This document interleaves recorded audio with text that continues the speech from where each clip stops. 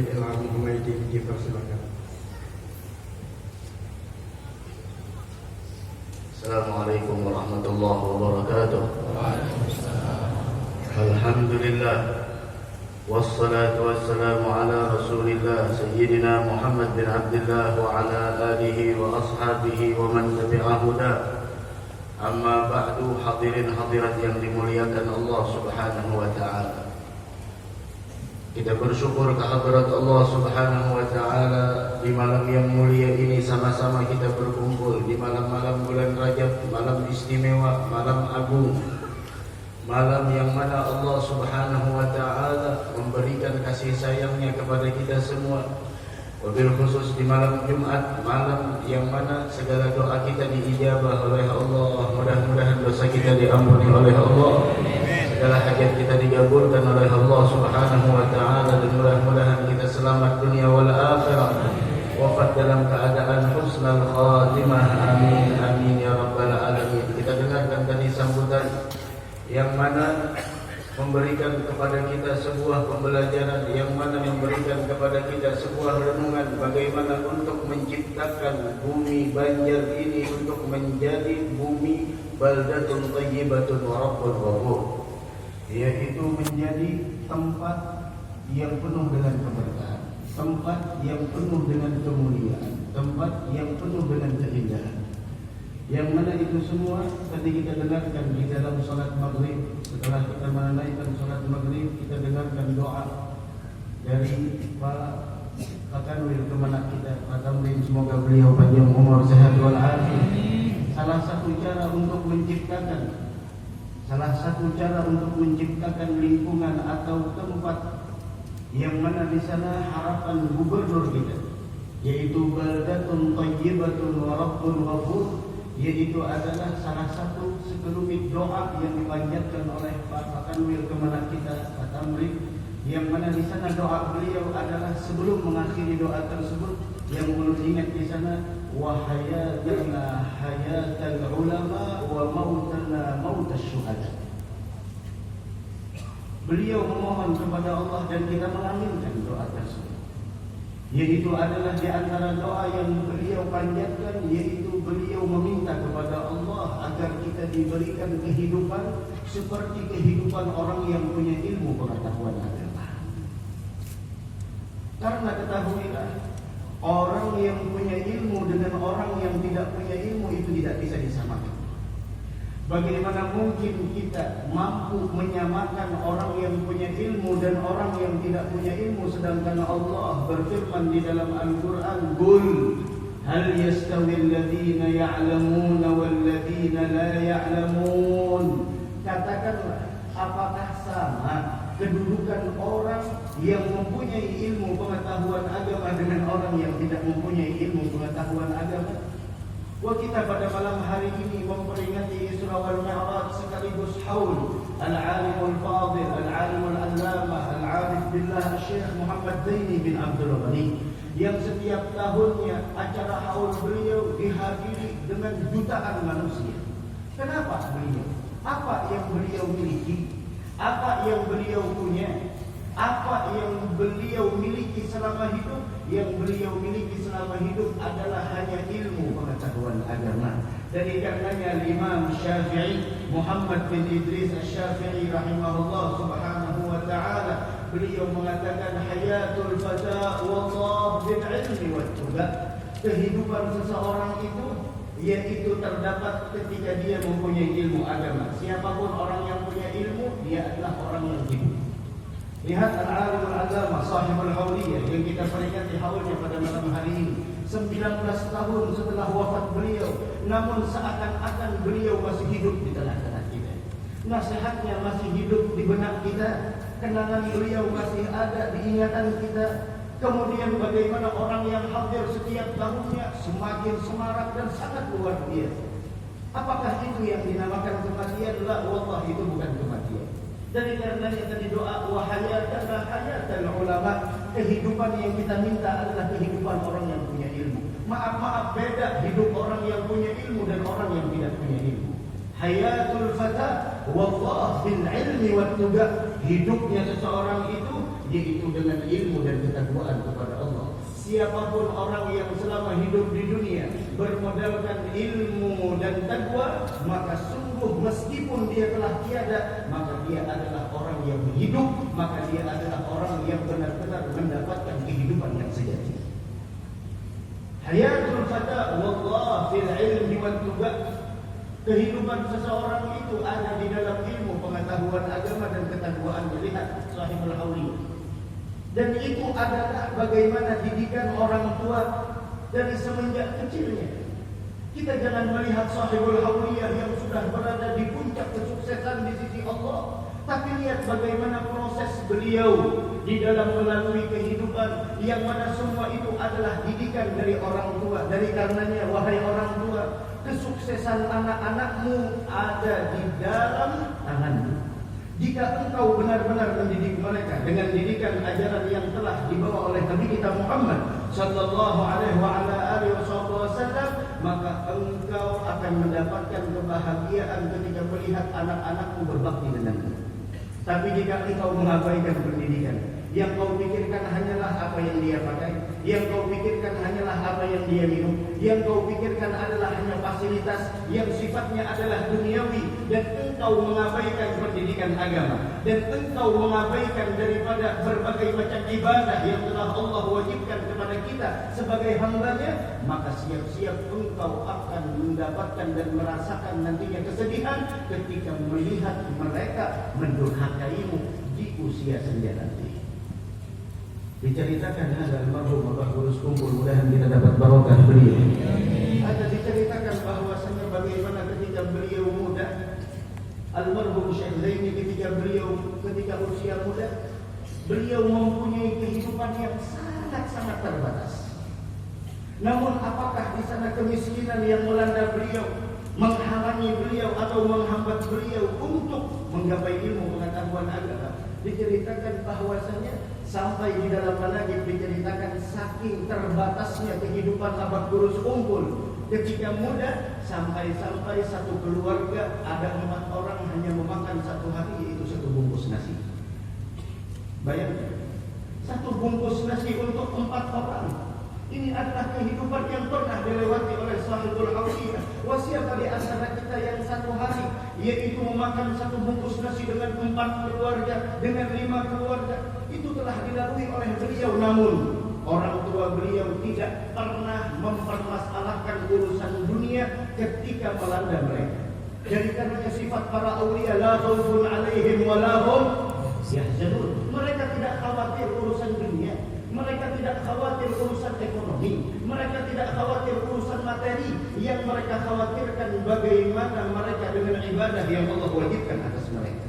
Yang mereka khawatirkan bagaimana penghambaan mereka kepada Allah Subhanahu wa ta'ala, bagaimana mereka dengan kewajiban yang Allah wajibkan atas mereka, bagaimana mereka dengan iman yang mana mereka khawatir ketika wafat iman tersebut dicabut oleh Allah Subhanahu wa ta'ala. Karena dikatakan salah satu perbuatan yang mengakibatkan seseorang wafat dalam keadaan su'ul khatimah atau imannya dicabut oleh Allah, yaitu ketika mereka hidup membenci para ulama, membenci para salihin, membenci para aulia, membenci orang-orang yang dicintai oleh Allah Subhanahu wa ta'ala. Ini pembelajaran yang harus kita ambil pada malam hari ini. Peringatan Haul bukan hanya sekedar berkumpul. Peringatan Isra wal Mi'raj bukan hanya sekedar kita duduk bareng baca maulid, baca di sana berbagai macam puji-pujian kepada Nabi Muhammad. Namun yang kita pertanyakan setelah bubar dari ini majelis, tanyakan dalam diri kita, apa yang kita ambil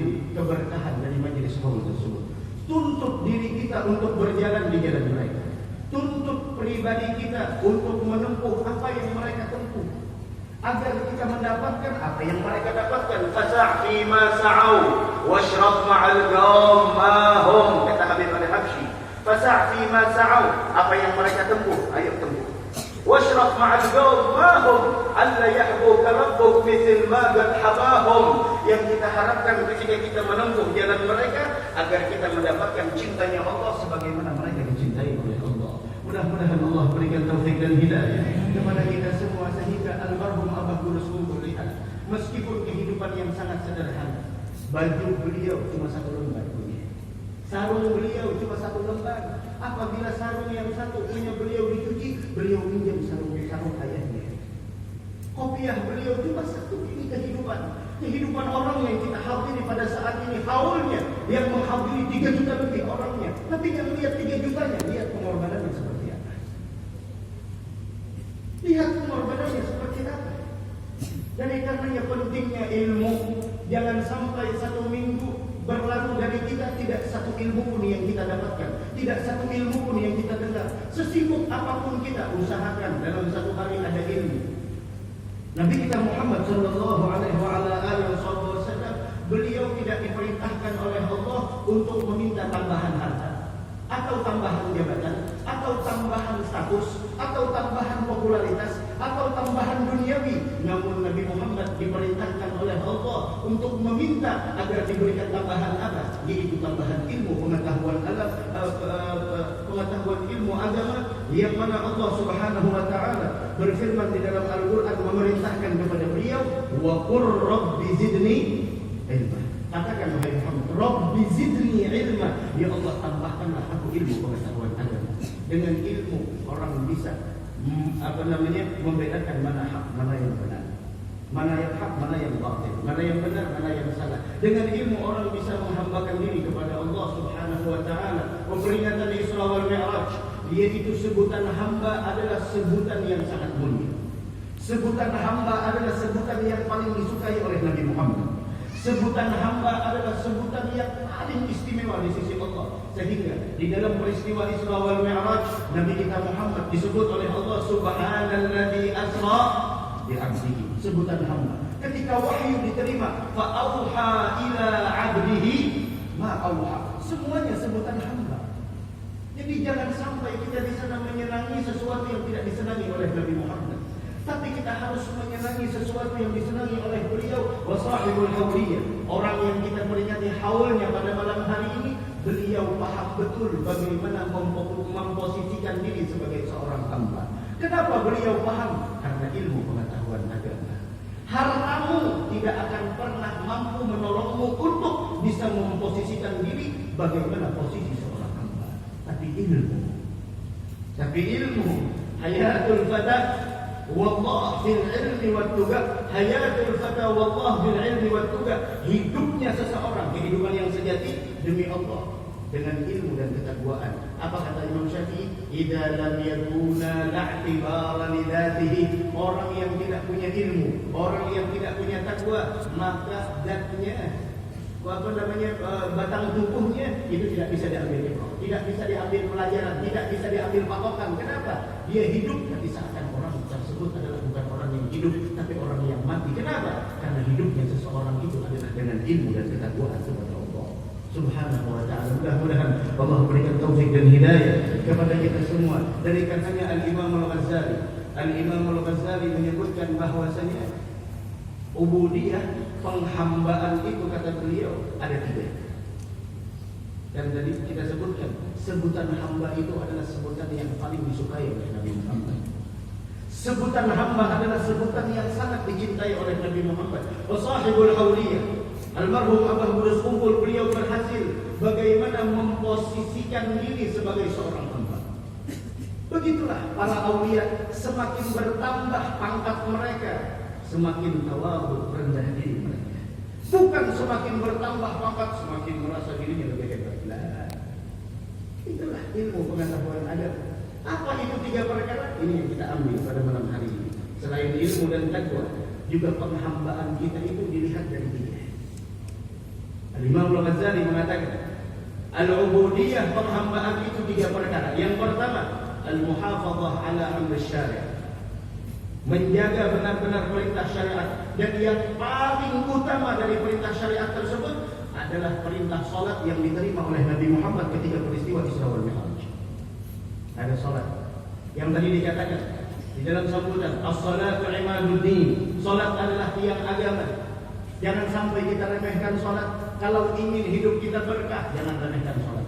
Kalau ingin hidup kita dilimpahkan berbagai macam kebaikan dan kemuliaan, jangan pernah remehkan salat. Jangan pernah remehkan salat. Ini yang pertama.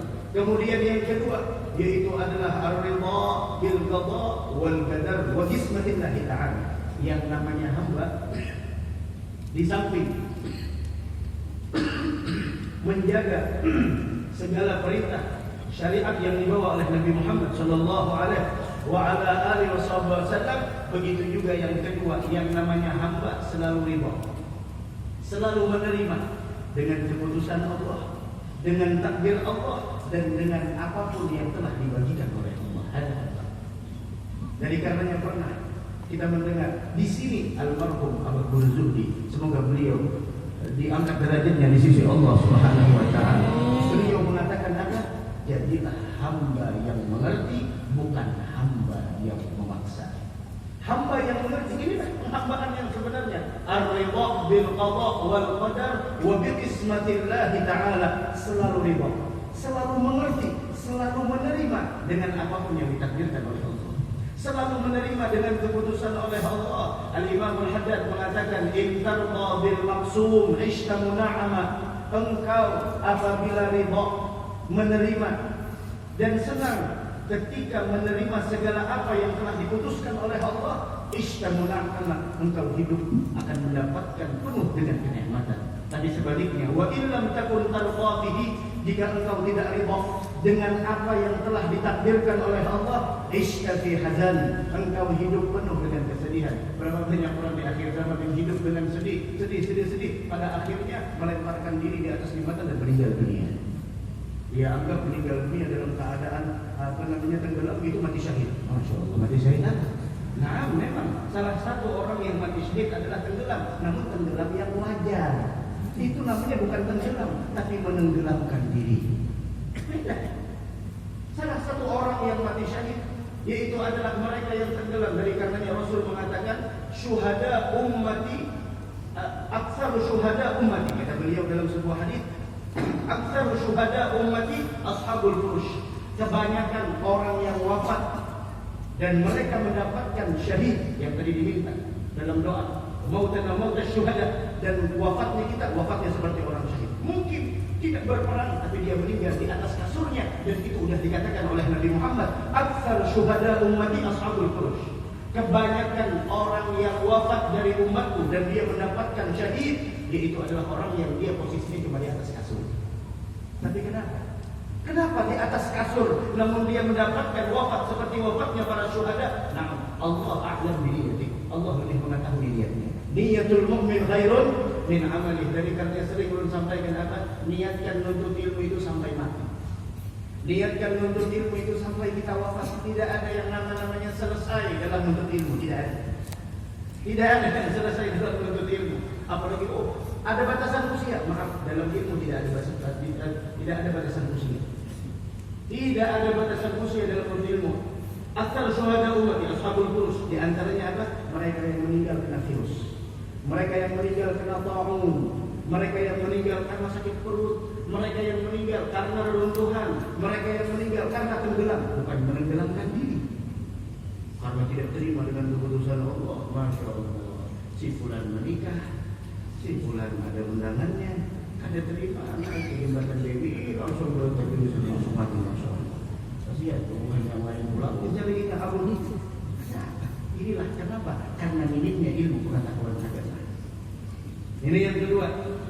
Wa illam takun tarda bihi ishta fi hadan, jika engkau tidak ridha dengan ketentuan Allah, kau akan hidup dalam keadaan sedih.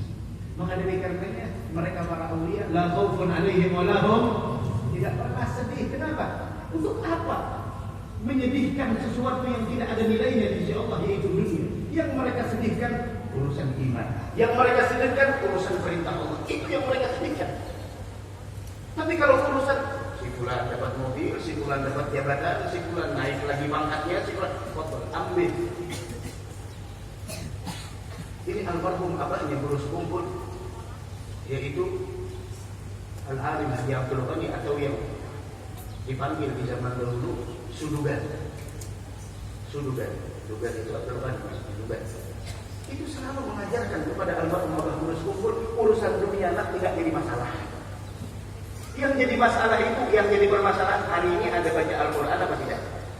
Malam ini malam Jumat ada baca surah Al-Kahfi apa tidak? Besok hari Jumat baju yang kita pakai warna apa? Itu yang kita permasalahkan.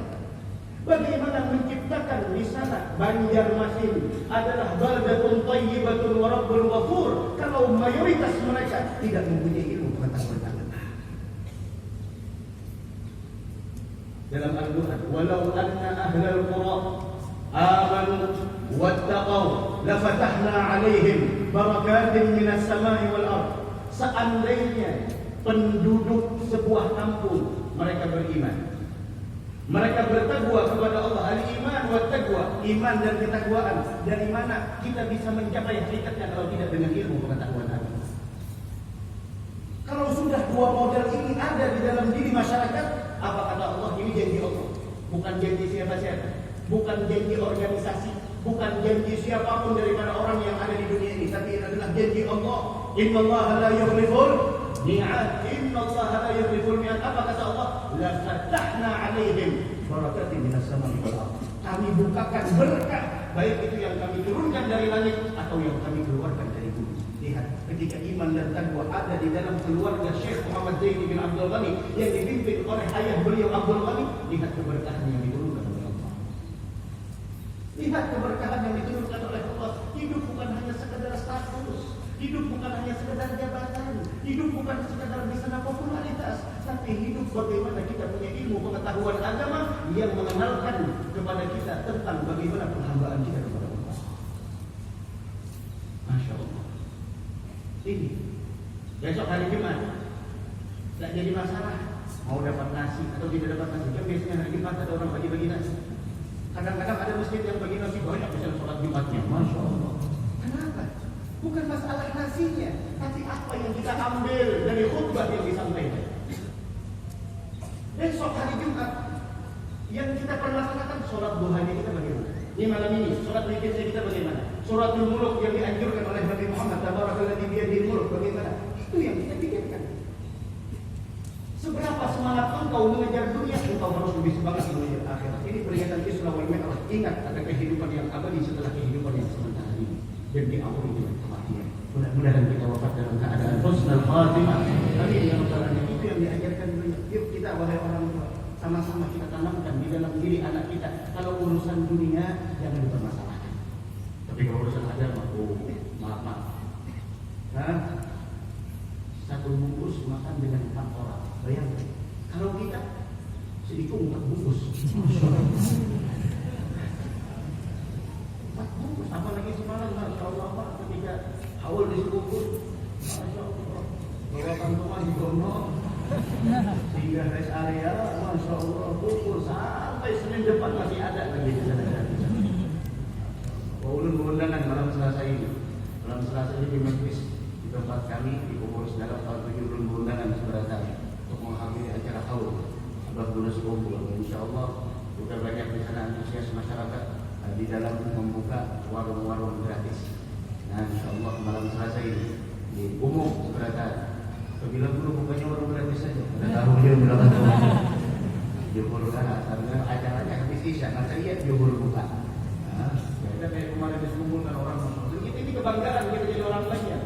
Kemarin setelah haul tersebut 3 kali malam Selasa di majelis kita banyak, ada yang dari Bogor, ada yang dari Malaysia datang, ada semuanya itu jemaah haul Abah Bulus Kumpul menceritakan tentang kecintaan mereka dengan Abah Bulus Kumpul. Wah kita orang Banjar, wah kita orang Kalimantan Selatan, sudah selayaknya kita merasa bangga dengan keberadaan kita di sini, bukan dengan keberadaan kita, dengan kita dijadikan orang Banjar dan adanya almarhum Abah Bulus Kumpul. Nah, bentuk rasa syukur kita dengan mengadakan haul beliau, bentuk rasa syukur kita meneladani akhlak beliau, bentuk rasa syukur kita menjalankan apa yang telah disampaikan oleh beliau. Itu bentuk rasa syukur kita. Mudah-mudahan kita dapat berkahnya insyaallah. Dan yang terakhir yaitu adalah tarku ridha nafsik fi talabi ridha. Tujuan hidup kita mencari ridha Allah dan selesai. Itu adalah sya'nul ubudiyah. Keadaan seorang hamba yang pertama konsisten di dalam apa yang telah diperintahkan oleh syariat, khusus salat yang merupakan perintah yang diterima oleh Nabi Muhammad dalam Isra wal Mi'raj.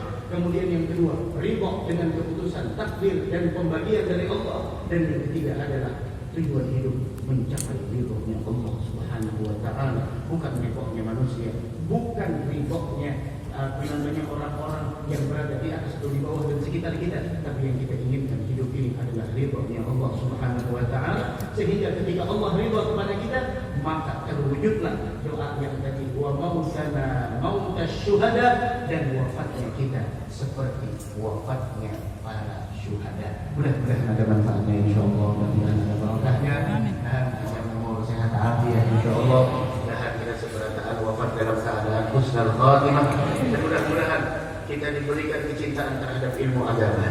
Karena orang yang cinta dengan ilmu agama, maka sungguh di dalam dirinya terdapat kebaikan yang sangat besar. Dan mudah-mudahan kita bisa menghadiri acara yang akan kita lewati seberataan. Sekali lagi undang malam Selasa ini untuk menghadiri kita sama-sama majelis rutinan sekaligus acara Isra wal Mi'raj dan haul merhum Abah Guru sekumpul insyaallah. Mudah-mudahan kita seberataan panjang umur, sehat walafiat. Mudah-mudahan kita bisa memposisikan diri kita sebagai seorang hamba. Yang pertama tadi apa? Posisi seorang hamba, bahasa kita yang pertama Pak menjalankan perintah Allah, Pak. Kemudian yang kedua yaitu apa? Menerima apapun yang diberi, terima. Kemudian yang ketiga, sudah yang kita cari ridhonya. Yang kita cari ridhonya. Kalau dalam kemiskinan terdapat ridho Allah, kenapa kita tidak ridho? Oh, miskin bukan hina. Miskin bukan hina. Dan kaya bukan mulia. Berpenampilan sederhana bukan hina. Penampilan yang glamor bukanlah kemuliaan. Kemuliaan itu letaknya di dalam ketakwaan seseorang kepada Allah Subhanahu wa taala. Akan tetapi mudah-mudahan kita hidup selamat dunia wal akhirah. Para ulama, para habaib, mudah-mudahan panjang umur, sehat wal afiat. Mudah-mudahan seberada senantiasa diberikan oleh Allah kejujuran insyaallah dan amanah serta semangat